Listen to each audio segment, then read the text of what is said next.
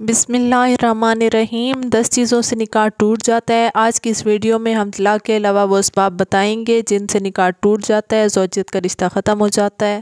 Number 1، موت۔ زوجین میں سے کسی ایک کے انتقال سے زوجیت کا تعلق ختم ہو جاتا ہے، اس لیے شوہر کے لیے اپنی فوت شدہ بیوی کے انتقال کے بعد اس کی بہن سے نکاح کرنا جائز ہوتا ہے۔ نمبر 2، الا، یعنی شوہر اپنی بیوی سے 4 ماہ ہم بستری نہ کرنے پر قسم کھائے، اس کے بعد اگر شوہر 4 ماہ کے اندر اپنی بیوی سے ہم بستری کرے گا تو قسم کا کفارہ لازم آئے گا، اور اس صورت میں میاں بیوی کا نکاح برقرار رہے گا۔ لیکن 4 ماہ ہم بستری نہ کرنے کی قسم کھانے کے بعد اگر 4 ماہ تک حقوق زوجیت ادا نہیں کیے تو بیوی پر طلاق بائن واقع ہو جائے گی۔ یاد رہے کہ اگر کوئی ہم بستری نہ کرنے کی قسم کھائے تب طلاق ہوگی، لیکن اگر کسی نے قسم نہیں کھائی تو صرف ہم بستری نہ کرنے پر طلاق واقع نہیں ہوگی۔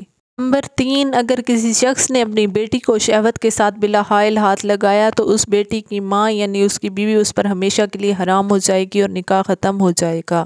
نمبر 4، اگر کسی داماد نے شہوت سے ساس کا بوسہ لیا یا اسے چھو دیا تو داماد پر اس کی بیوی ہمیشہ کے لیے حرام ہو جائے گی۔ نمبر 5، اگر کسی سسر نے اپنی بہو کے ساتھ غلط حرکت کی یا بری نیت سے بلا حائل شہوت سے ہاتھ لگایا اور شوہر عورت کی اس بات کی تصدیق کرتا ہے، وہ بہو اس کے بیٹے کے لیے ہمیشہ حرام ہو جائے گی۔ نمبر 6، نکاح کے بعد رضاعت کا یقینی علم ہونا۔ اگر معتبر گواہوں کی گواہی سے یہ ثابت ہو جائے کہ میاں بیوی دونوں آپس میں رضاعی بہن بھائی ہیں تو قاضی دونوں میں تفریق کر دے گا۔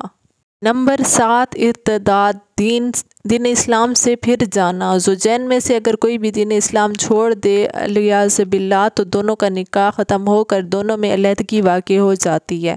نمبر 8، شوہر کا غائب ہونا۔